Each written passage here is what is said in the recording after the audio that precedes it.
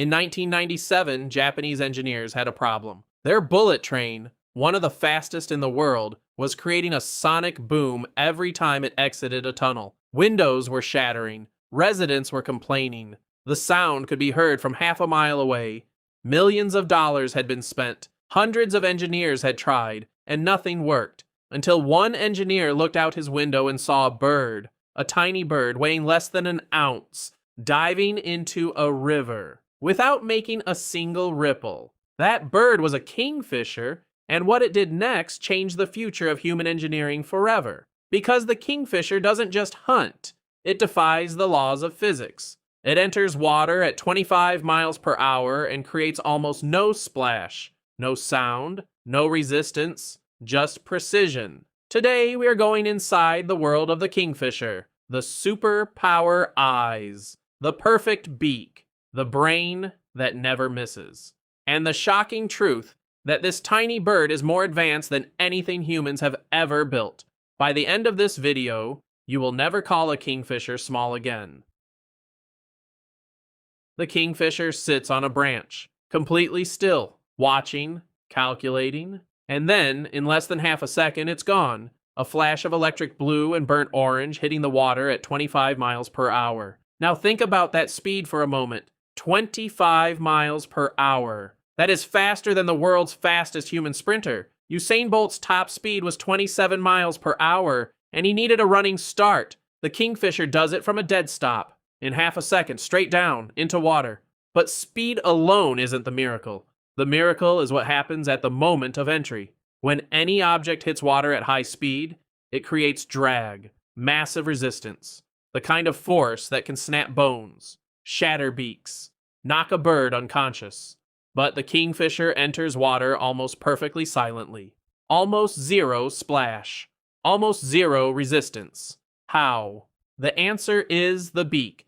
A kingfisher's beak is not simply long and sharp. It is one of the most aerodynamically perfect shapes ever studied by scientists. It is wider at the base, narrower in the middle, and tapered to a point so precise that it separates water molecules rather than crashing through them. Like a key entering a lock, not forcing its way in, simply fitting perfectly. And this beak shape doesn't just work in air, it works in water too, because the same principle that reduces air resistance also reduces water resistance. One shape, two completely different environments, both mastered perfectly. Scientists call this biomimicry, nature solving problems that humans spend decades trying to crack. And the kingfisher solved it millions of years before we even knew the problem existed. But before the dive even begins, something extraordinary is already happening. The kingfisher has to see through water. Water bends light, is called refraction, and it creates an optical illusion.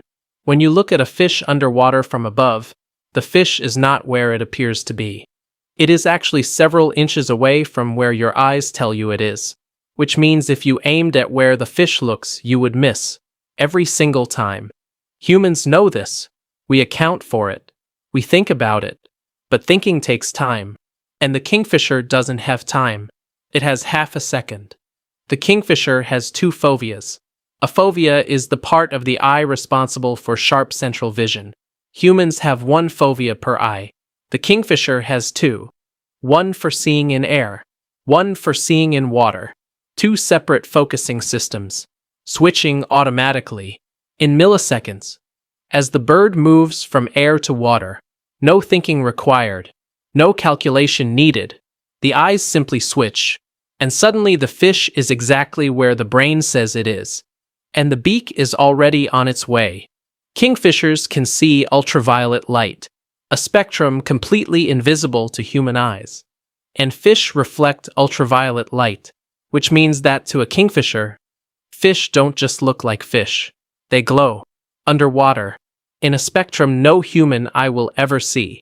Imagine hunting in a dark room while everything you are hunting lights up like a torch. That is the kingfisher's reality.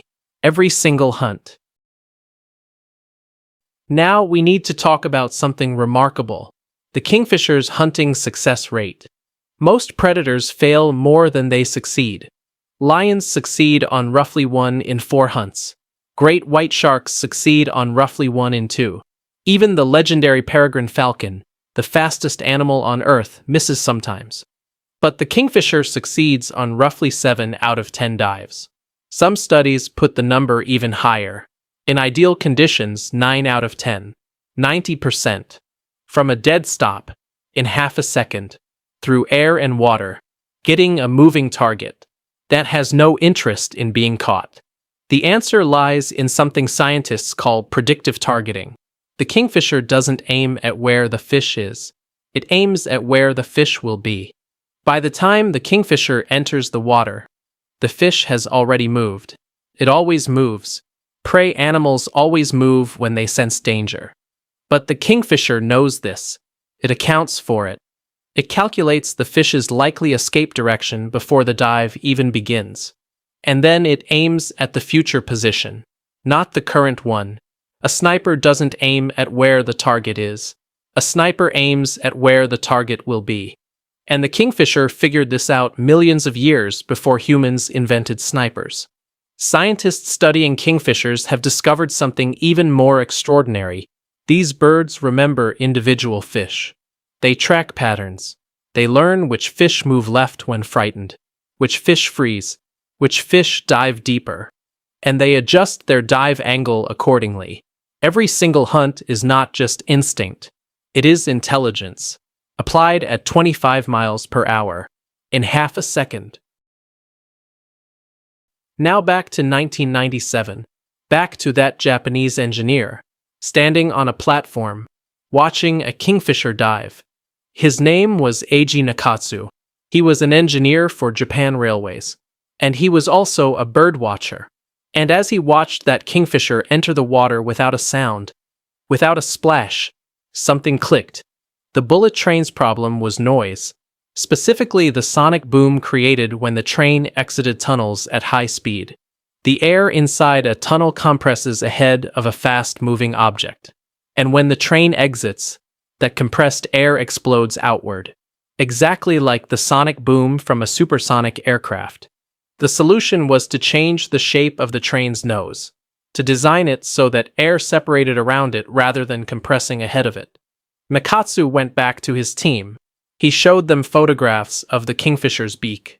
He explained the physics, and they redesigned the front of the Shinkansen bullet train based on the exact proportions of a kingfisher's beak. Wider at the base, narrower in the middle, tapered to a perfect point. The sonic boom disappeared entirely. The train became 15% more energy efficient, and it could travel 10% faster using the same amount of power as before. One tiny bird, unchanged for millions of years, solving a problem that hundreds of human engineers couldn't crack. In the shape of its beak. Today, the Shinkansen bullet train carries over 150 million passengers every year, and somewhere in the nose of that train is the shape of a kingfisher. But there is one more problem the kingfisher had to solve, and it's a problem humans still struggle with: impact. When the kingfisher hits water at 25 miles per hour, the force of impact travels up through the beak into the skull and into the brain.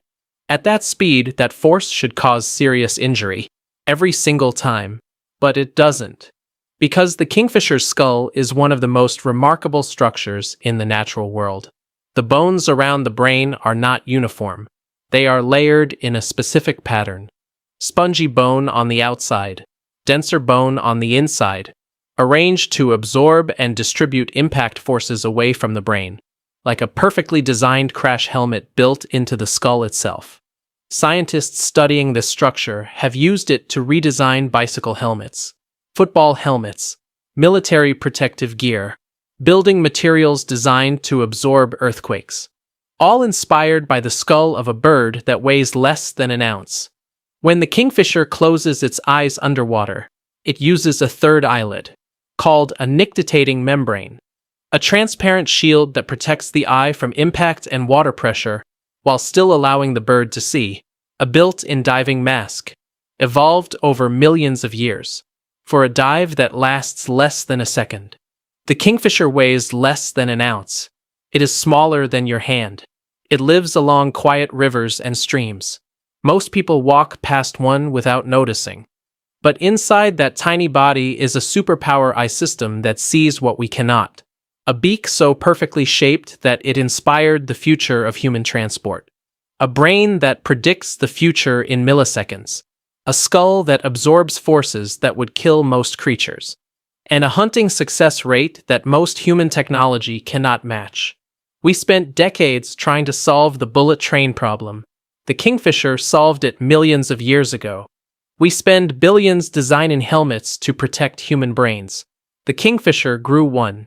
We use the most advanced optical technology on Earth to see underwater. The Kingfisher simply opens its eyes. Perhaps the most extraordinary thing about the Kingfisher is not any single superpower. It is the fact that every part of it works together, perfectly, simultaneously, in half a second, every single time. We call it nature, but maybe a better word is genius. If this video changed the way you see the world around you, subscribe to Birdhearts for more incredible bird superpowers, bird mysteries, and bird survival stories. And tell me in the comments, which is more impressive, the Kingfisher's eye, its beak, or its brain? I'll see you in the next one.